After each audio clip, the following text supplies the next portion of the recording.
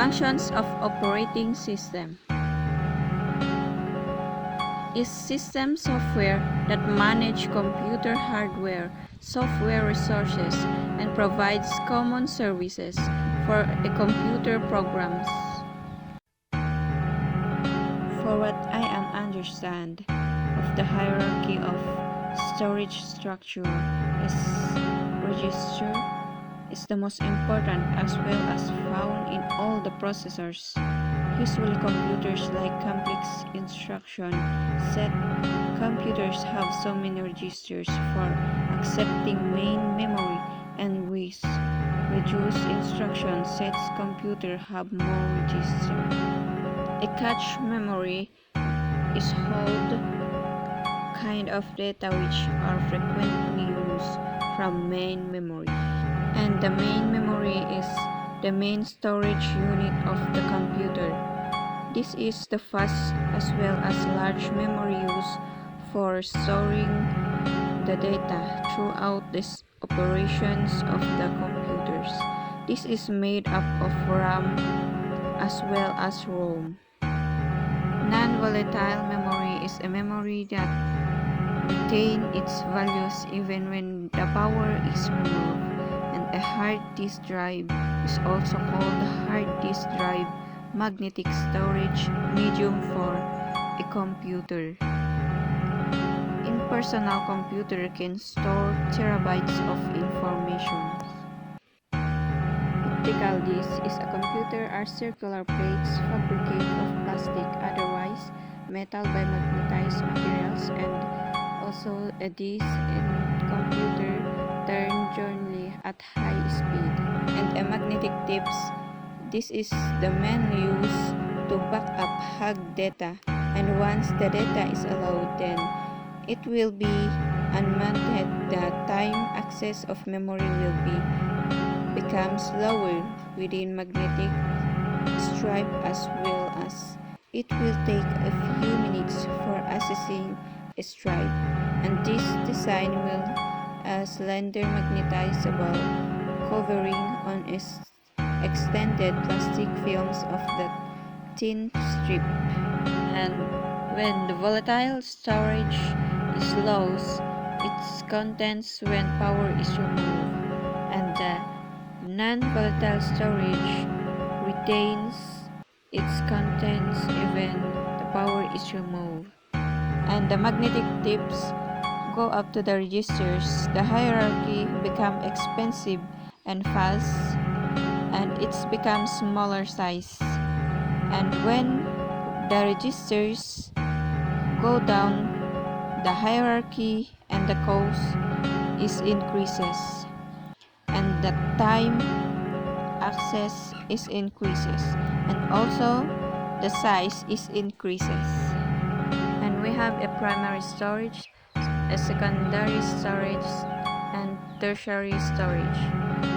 The primary storage is a main memories, cache, and registers. And the second storage is hard disk drive and non-volatile memory. And the last is tertiary storage, magnetic tips, and optical discs. And all of this is the advantages of the memory and the hierarchy of storage structure is distributing a simple, economical, and remove external distraction, and also the data can be spread all over, and permits demand packaging and pre-packaging, and it is the main use to decrease the capacity and the access time. Basics of operating system on how they works, input and output structure. For what I am understanding of input-output structure, this form interrupt-driven input-output is fine for moving small amounts of data, but can produce high overhead when used for bulk data movement. This main memory will guiding this other and instruct them, like control unit, CPU, and a register processors. And we have a combinational logic to become input and output operations. These are the difference between input and output devices. An input device sends information to a computer system for processing, and an output device reproduces or displays the result of that processing.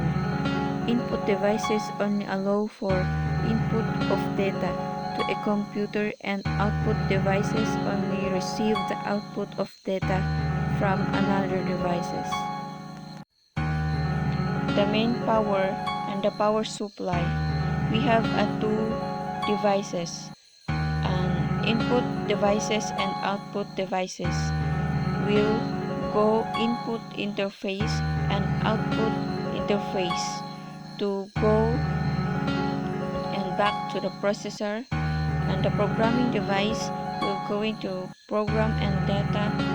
Memory will process, and communication interface will processor.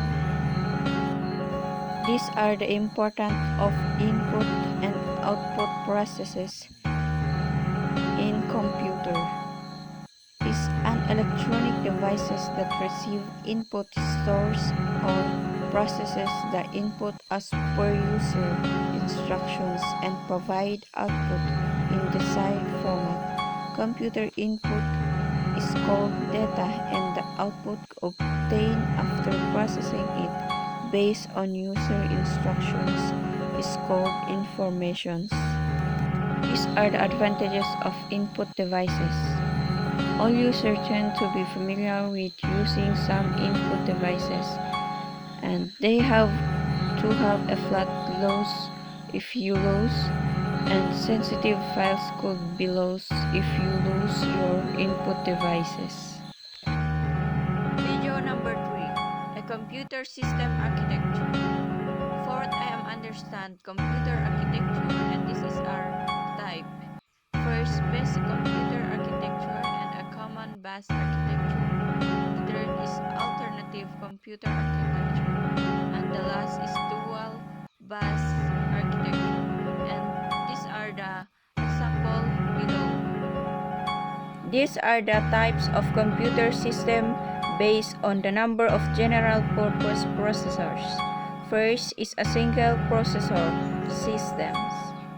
A single processor system is the one CPU that executing a general purpose instruction, a set including from user process.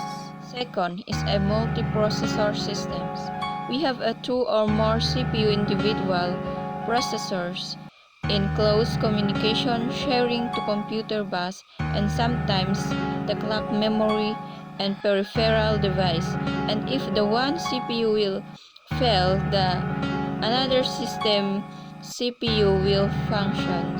Third is a cluster system.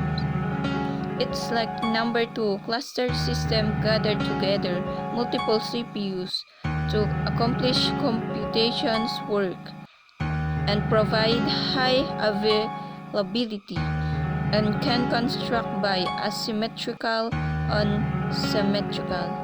Asymmetrical is one machine in hot standby mode and other run application, and asymmetrical, two or more all system and monitor each other. These are the example of a CPU operating system, assigned process and all processes. They have application 1 and application 2, application 3 and application 4 to process all. Video number 4. A multiprogramming and multitasking. This on how multiprogramming works. Process 1, process 2 and a process 3, and they have a process 4. And time multiple CPU and space multiple memory. One or more programs are loaded in the main memory, which is already to execute simultaneously. And multitasking refers to execute multiple programs, tasks, threads running at the same time. Example, one or more major aims of multiprogramming and charge system. and multitasking, or time-sharing operating system. This CPU and how works. They have a user 1, user 2, and a user 3, user 4, user 5, and a user 6, and active link is the sharing of a computing resource among many users at the same time by means of multiprogramming and multitasking. In data processing, method of operation in which multiple users with different programs interact nearly simultaneously with the central processing unit (CPU) of a large-scale digital computer.